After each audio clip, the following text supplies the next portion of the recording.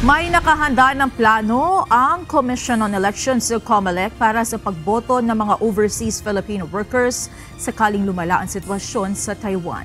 Ayon kay COMELEC Chairman George Erwin Garcia, maaari pa rin naman anyang makaboto ang mga OFW sa pamamagitan ng internet voting.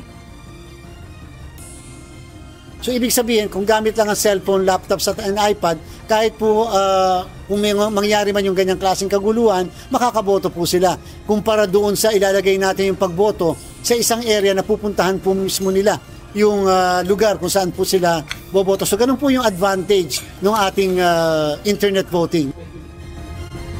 Dagdag pa ni Garcia, pwede rin namang ipagpaliban ng COMELEC ang botohan sa Taiwan depende sa magiging sitwasyon. Sa tala ng COMELEC ay nasa mahigit 71,000 na mga botante ang nasa Taiwan.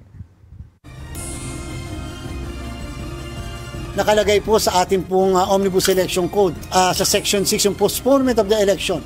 Kung sakasakali sa isang area nagkaroon ng force majeure, natural calamity o anuman pong makakaapekto sa pagboto ng mga kababayan natin, pwede po kami mag-postpone ng election for 30 days.